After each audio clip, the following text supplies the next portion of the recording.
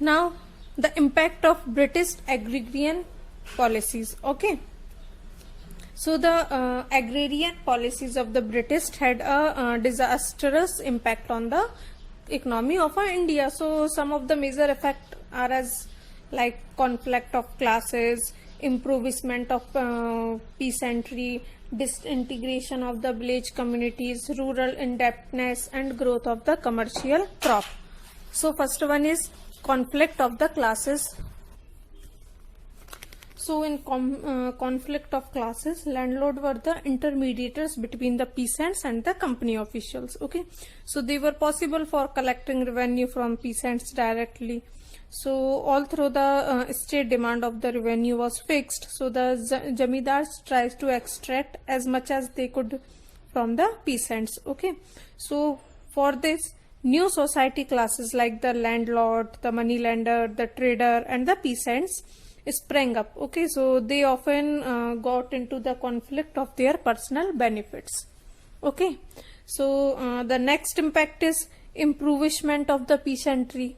So after the decline of the cottage industry due to the import of British manufactured goods, more people turn to agriculture. Okay, so thus the pressure on the land increase and the size of land holding had to be reduced. So the jamidars resorted to the physical assault and the torture for extraction of the revenue to peasants and other poor persons. Okay, so they did nothing to improve the fertility of the land. That's why the peasantry is improvement.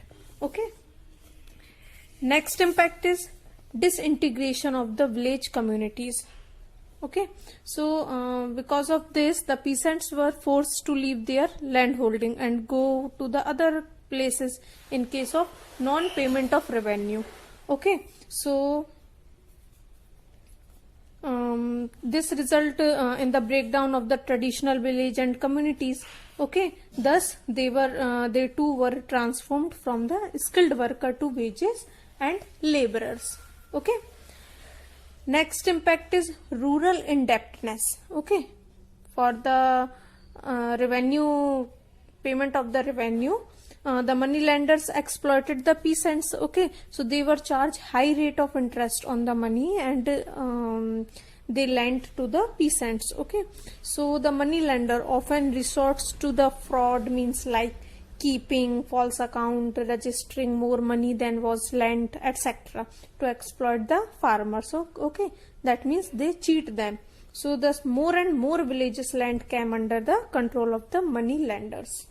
Okay, next impact is growth of commercial crops. For making more and more profit for the company, they contribute more thing for growth of the commercial crop. So the Indian peasants now produce not for themselves but for the market. They produce crops, those type of crops which could be utilized by the British to their manufacturing industries.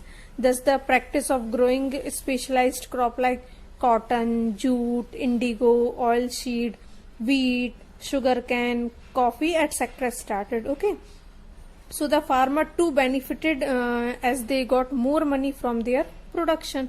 Okay, so these are some impact of the British agrarian policies on the peasants or a village. Okay, for settlement of all these things, for improving the quality of land or agriculture, peasants started a revolt. Okay, so the revolt of peasants, because of the harsh revenue policies and the operations of the jamidars, confiscation and the hereditary land of widespread calamity due to the famine, aroused feeling of anger and rebellion among the peasants. Consequently, Bengal and Eastern India witnessed several peasant revolts in the 19th century. Okay, so the first revolt is broke out in 1770 after the famine of Bengal. Okay, so it was called the Fakir and Sannyasi rebellion. Okay, this revolt is known as Fakir and Sannyasi rebellion. Okay, and spread from the Rangpur to Dhaka. Okay, So the fakir means Muslims and the sannyasis means Hindu religious. Okay, so they group respectively which earn their livelihood from the baggery. Okay, so they rose in revolt and were joined by the angry peasants, and they twice defected the British troops and that had been sent to suppress them. Okay, for the revolt of peasants, they start a movement that called Wahhabi movement. Okay, Wahhabi movement.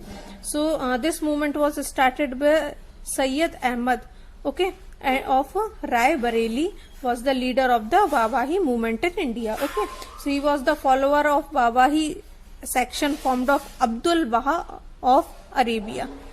Okay, so thus Wahhabi advocated revival of Islam in India under the British. Okay, and they had been deprived of their power and authority, and they condemned that the British policy and spread anti-British sentiments. So they were joined in their revolt by the peasants, artisans who were already suffering under the British yoke. Okay, so this was the Wahhabi movement under the control of Sayyid Ahmad of Rai Bareli. So after this movement, the next is Indigo Rebellion. Okay, so Indigo Rebellion took place in Bengal in 1859. Okay, when thousands of peasants united together and refused to grow more indigo. Okay, so the question is arise: what is indigo? Why the British are more and more improving the growth of the commercial crop indigo? Okay, so what is indigo? Indigo is just a plant, okay, that primarily grow in the tropical regions. So it produces a rich blue color which was used by the cloth manufacturer to dye clothes. Okay, look at the picture. Okay, this was indigo. So indigo was also a big producer country as India. Okay, so indigo from India was exported to European countries as the price of Indian indigo was very high in Europe. Okay, so by the end of the 18th century, the demand for Indian indigo increased further. So the company in India now wanted to expand the area under indigo cultivation. Okay, because it is more and more beneficial for European. So attracted by the higher profit of indigo cultivation, the officers and agent of the company invested in indigo plantation.